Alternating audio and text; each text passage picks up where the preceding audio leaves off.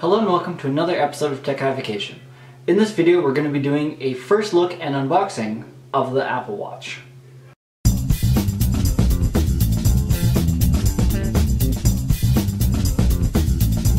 Apple has done it again with their gorgeous packaging.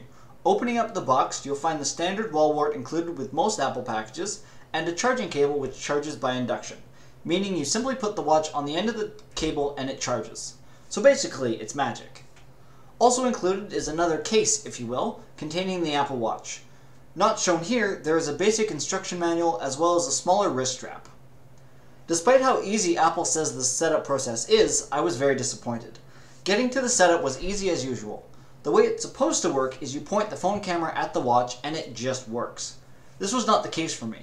I was unable to get this method to work, so instead I touched the help button on the watch, which gave a 6-digit code to enter on my phone. After that, the setup process was a breeze. Altogether, syncing all of my preferences and apps to the watch took 3 minutes and 30 seconds, which I consider a reasonable time frame. And now, on to first impressions.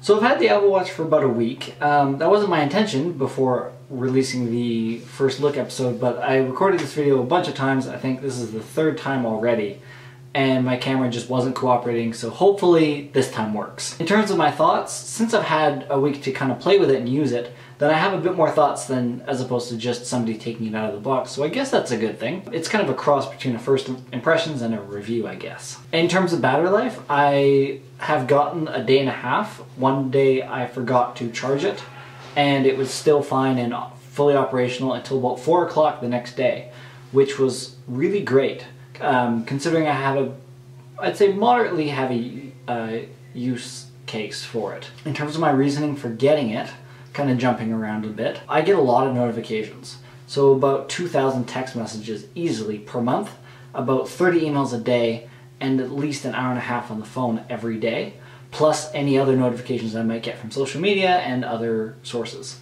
So not having to check my phone every time, especially for the messages that literally just say K, is really convenient because I get a lot of those. And also there's a coolness factor, and when I'm not getting text messages and I'm walking around, then I usually have my Apple earbuds in, so I'll be listening to music on my phone. So being able to control the music and see what's coming next on the watch is really handy. In terms of the exercise, I have found that I've been more motivated to get moving on a daily basis.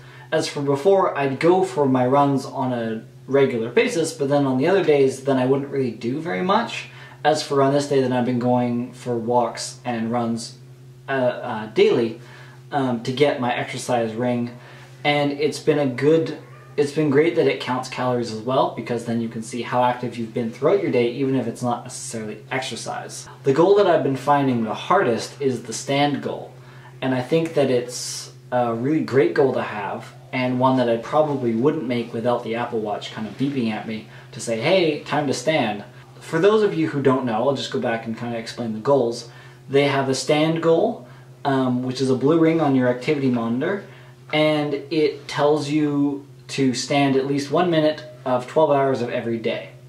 The next one is exercise, so that's 30 minutes of moderate to vigorous activity per day, and I've kind of found in testing that it counts exercise as when your heart rate is about 90 beats per minute and up.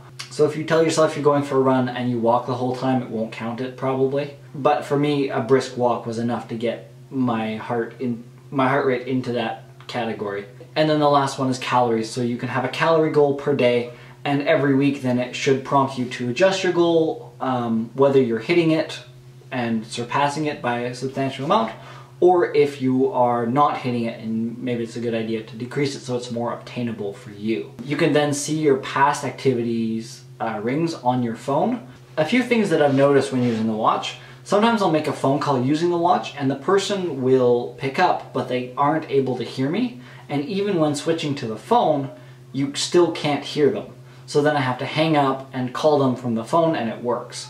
Or call them again from the watch and it usually works. The other thing that I thought was interesting, originally Apple announced the feature Answer on iPhone when you get a phone call, because you can see who's calling on your watch.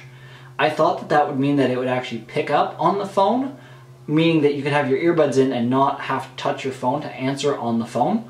but instead what it does is it puts the phone on hold, but it does answer the call, but it's on hold. So that means that you have to take the phone out of your pocket, press the unhold button, and then you can talk. So I thought that that was kind of not, I guess that's less what I expected. I guess it's useful in the scenario where you don't know where your phone is and you want to answer the call, but so you answer it on your watch, and then you go and find your phone and you answer. So I thought that was kind of interesting. The other thing is, if you are listening to music on the phone and you make a phone call on the watch, it doesn't pause the music on the phone, and if you press the remote button on the earbuds, then it ends the call, it doesn't pause the music. So I thought that the phone should say separate from what the watch is doing, was kind of how I thought it should be. You guys might have your own take, and I'd love to hear from you in the comments below. In terms of performance, I know a lot of people have said that the apps are very slow considering that they run off the phone.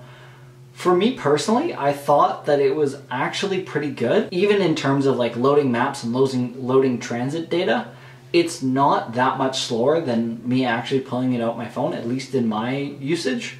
So I found that those apps were actually really useful, and I didn't find, because a lot of people on the internet were saying that the apps were really slow because the watch only provides the interface and the phone does all the app logic and all the data. So because you're sending all this information very back and forth, then I heard that it was very slow, which is why everybody was so excited about third-party apps. Just to fill those of you who don't know. But what I found is that since the watch was fast enough, at least for my standard, the way it is, I wasn't pulling my phone out of my pocket instead of just using the watch, which a lot of people were doing because they found the watch was too slow. So I'm very happily surprised about that. However, I am looking forward to third-party apps which will be coming in the fall, for those of you who follow the Apple Developer Conference, mainly because it means that developers will now be able to access the sensors on the watch, which will create better, say, fitness apps or they have a bunch of other applications, so that should be very exciting. I think that pretty much covers all that I wanted to say for the first impressions of the Apple Watch. If you like this video, be sure to give it a thumbs up and leave your thoughts on the Apple Watch in the comment section below, and I will see you in the next video. Wow, it's been a long time since I've done this.